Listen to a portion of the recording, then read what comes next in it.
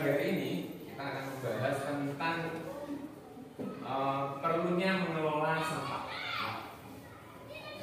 Mengelola sampah itu sangat penting, terutama di lingkungan kita, entah di lingkungan sekolah, di lingkungan masyarakat, atau di mana pun.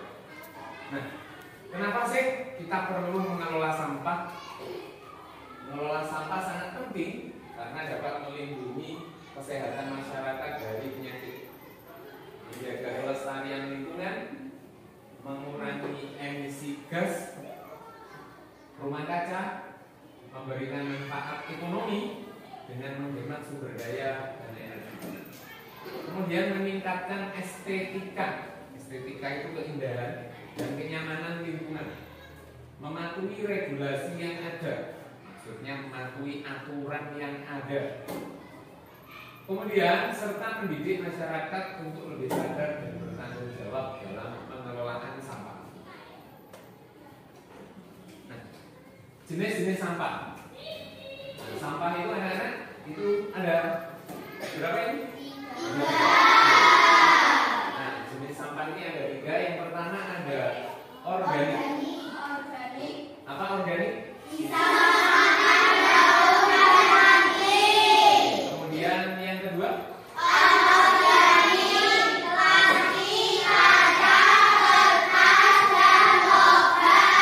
Kemudian yang ketiga?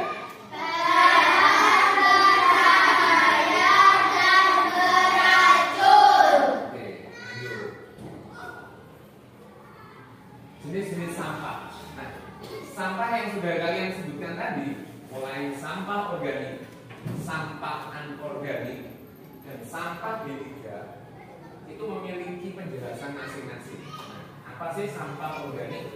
Yaitu jenis sampah yang berasal dari bahan-bahan alami atau makhluk hidup seperti tumbuhan dan hewan. Contoh, sisa makanan, entah itu nasi, jangan tewel, jangan terong, sayur, sate mambu dan lain-lain itu termasuk dalam sampah organik.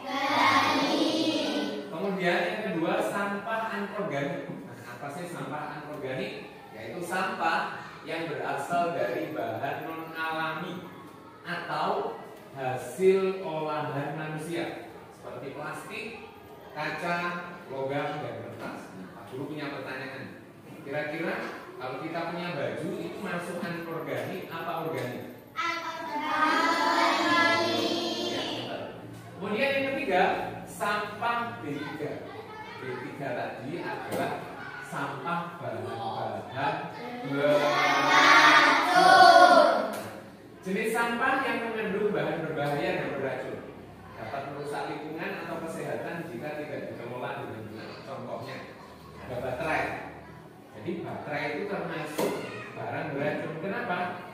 Kalau kita buka baterai itu di dalamnya itu ada semacam seperti bintik-bintik hitam lembut. Itu kalau sampai kena tubuh kita, terkonsumsi atau kena minuman, itu bisa menyebabkan racun dan menyebabkan tubuh kita menjadi tidak baik-baik saja atau tidak sehat atau mungkin keracunan. Kemudian produk elektronik. Produk elektronik di sini seperti misalkan televisi LED. Nah, televisi LED itu di dalamnya juga ada bahan-bahan beracun. Kemudian lampu neon atau LED. Kemudian obat yang kadaluarsa. Biasanya kita di rumah nyimpan obat di kotak P3K atau di kotak obat. Jadi obat itu anak-anak itu ada masa penggunaannya. Jadi kalau anak-anak agar tahu kapan sih obat itu tidak boleh diminum, nah di obat itu biasanya tercantum ada tulisan EXP. Terus ada tanggal, bulan, dan tahunnya. Itu menandakan barang itu tidak boleh dikonsumsi atau dipakai lagi pada tanggal itu. Misalkan nih, ada susu SDM yang punya adik, kamu lihat tuh di paling atas atau paling bawah biasanya ada tulisan EXP tanggal misalkan 21 2027. Berarti susu tersebut sudah tidak boleh dikonsumsi pada tanggal itu, tahun 2027, tidak boleh diminum. Meskipun itu masih utuh, itu sudah tidak bisa dikonsumsi. Kemudian yang termasuk sampah B3 yaitu cat, kaleng cat apapun, atau mungkin contoh yang lain, sampo, kemudian sabun, banyak sekali. Kita lanjut. Pengelolaan sampah organik. Nah, sampah organik seperti bekas makanan yang sudah tidak layak untuk dimakan yang menjadi sampah, itu cara pengelolaannya bisa yang pertama dijadikan pupuk kompos. Nah, gimana caranya? Nah, tentunya nanti ada jelas. Kemudian yang kedua bisa dijadikan pakan ternak. Anak-anak pernah tahu sapi? Tahu. Makanannya biasanya tidak cuma rumput atau apa, tapi dia bisa menghasilkan dari dedak atau yang lain, gitu ya. Nah, kemudian yang ketiga yaitu biogas. Kita lanjut. Nah, biogas ini ada yang sudah tahu biogas? Sampah organik itu termasuk juga sampahnya kotorannya ayam. Sampah organik itu termasuk juga sampahnya kotorannya ayam atau kotorannya sapi. Kalau anak-anak pergi ke daerah Tegalsari, di sana itu orang masak air itu tidak pakai kompor gas, tapi pakai gas yang berasal dari kotoran sapi yang disimpan. Jadi kotoran sapi itu dimasukkan ke dalam sumur, kemudian ditutup rapat, dia akan muncul gas. Ketika gas itu naik ke atas, diolah pakai alat, sebuah alat yang bisa merubah itu. Itu jadi kalau di daerah Tegalsari itu cukup buka keran air seperti itu ya. Keran air di depan itu dibuka, terus disemprot gas langsung nyala. Jadi anak-anak di sana masaknya itu sudah tidak pakai kompor gas lagi. Cukup pakai keran yang ada di pondok. Lanjut. Daur ulang dan pengelolaan sampah anorganik. Yang pertama yaitu dengan pemilahan sampah.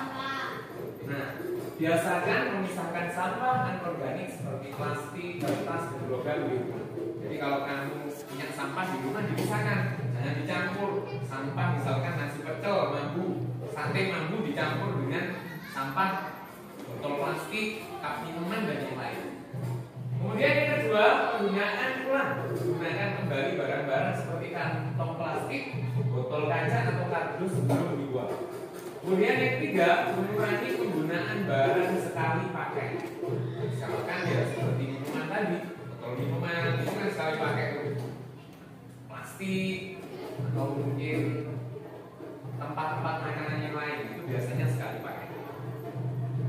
Kemudian pengelolaan sampah B3 di rumah tangga. Misalkan baterai, simpan baterai di tas dalam wadah tertutup sampai ada program pengumpulan baterai di daerah atau toko elektronik. Kemudian lampu neon dan LED. Gimana cara mengelolanya?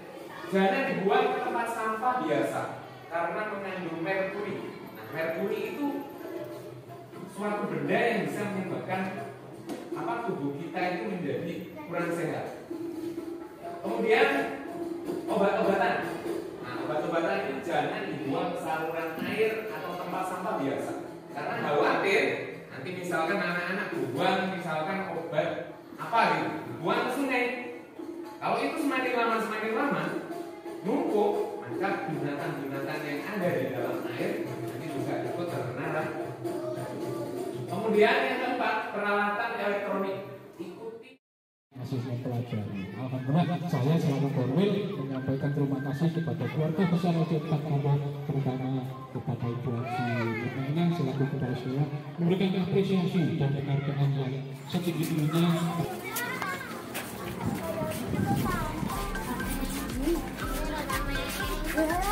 Terus tadi jubur, tadi waktu nyamuk, Om.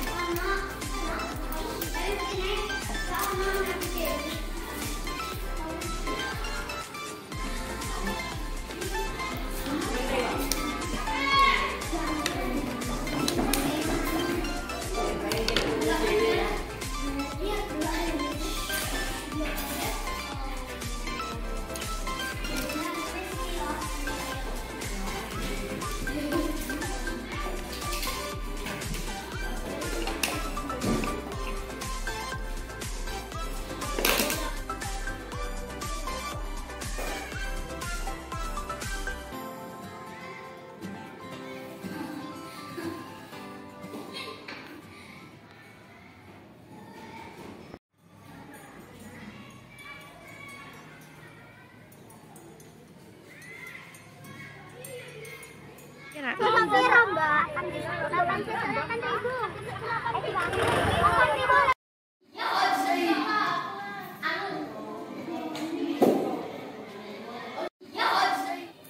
Oke, anak-anak, setelah kita melaksanakan kegiatan kita kemarin berhubungan dengan kita observasi melihat sampah-sampah yang ada di sekolah kita, dan kemudian bagaimana cara kita mengelola sampah. Nah, menurut kalian, apakah kegiatan kita mulai dari kita pengenalan sampah, kita mengolah sampah, kemudian mengobservasi sampah itu bermanfaat untuk kalian? Apa manfaatnya? Coba angkat tangan. Ya, jadi apa manfaatnya?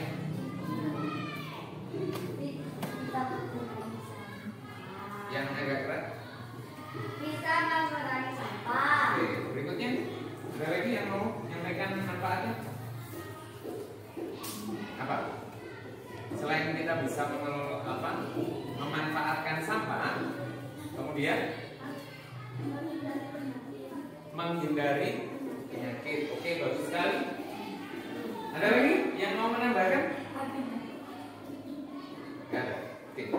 Jadi anak-anak, sampah-sampah yang kita kelola seperti memanfaatkan kaleng, kemudian sedotan, juga botol-botol yang tidak berguna seperti ini, apabila ini dikelola dengan baik, ini sebenarnya bisa menghasilkan manfaat. Entah itu manfaat untuk ekonomi kalian, untuk membantu orang tua kalian mencukupi kebutuhan di keluarga, itu bisa. Dan juga bisa dimanfaatkan untuk benda-benda di kelas atau di rumah kita. Seperti kaleng ini bisa dimanfaatkan untuk celengan dan lain-lain. Nah, untuk selanjutnya kita berharap semoga kedepannya sekolah kita bisa lebih bersemangat, lebih aktif, dan lebih kreatif untuk mengelola sampah yang ada di sekolah kita dan mengajak lingkungan sekolah kita untuk memanfaatkan sampah dengan baik.